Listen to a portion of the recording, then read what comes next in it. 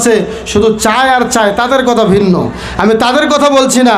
আপনার স্বামী একদিনও আপনার বাবার কাছ থেকে একটা টাকাও চাইলেন না, হঠাৎ করে হয়তো বা তার ছেলেকে বিদেশে পাঠাচ্ছেন, 5 লক্ষ টাকার প্রয়োজন হলো, আপনাকে বলল বিবি তোমার বাবাকে বলো 1 লক্ষ টাকা ধার দেখ, ছেলে বাহিরে যাবে, বাহিরে থেকে আসলে অথবা বাহিরে গেলেই টাকা আমি পরিশোধ করে দেব। কিন্তু আপনি চটাস করে উঠে বললেন না না, আমার বাবার বাড়ি থেকে 1 টাকাও দিতাম না। এটা কি মহব্বত বাড়বে নাকি আরো এই ঝগড়া বাড়বে?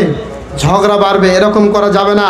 আর্থিকভাবে সহযোগিতা করবেন। আপনারা জানেন বিশ্বনবী যাদের বিবি খাদিজাকে বিবাহ করছিলেন, মনোযোগ দিয়ে শুনবেন, বিবি খাদিজা রাদিয়াল্লাহু আনহা একটা শরবতের গ্লাস নিয়ে তিনি যাচ্ছেন ঘরে, বাসর ঘরে। বিশ্বনবী বসে আছেন, বিবি খাদিজা আসতেছেন, শরবত খাওয়াবেন আল্লাহর নবীকে। হঠাৎ করে বিবি খাদিজা দেখতে পেলেন বিশ্বনবীর 2 চোখ দিয়ে পানি টস টস করে পড়ছে। বিবি খাদিজা অনেক চালাক মহিলা ছিলেন, তিনি আল্লাহর নবীকে বললেন ইয়া রাসূলুল্লাহ, তখনও তো তিনি নবী হন নাই। তিনি বললেন হে মুহাম্মদ, আমার প্রাণের স্বামী, আমি জানি আপনি কেন কান্না করছেন। বিশ্বনবী বললেন তাহলে বলো তো কেন কান্না করছি। এবার বিবি খাদিজা বলল হে মুহাম্মদ, আমি একজন বুড়ি বেটি, আমার বয়সটা 40 বছরের ওপরে হয়ে গিয়েছে। আমি জানি আমি একজন রাজদরবারের রাজকন্যা, অনেক প্রভাবশালী মহিলা। আমি আপনাকে প্রস্তাব দিয়েছিলাম, বিয়ের প্রস্তাব দিয়েছিলাম আপনার চাচার কাছে।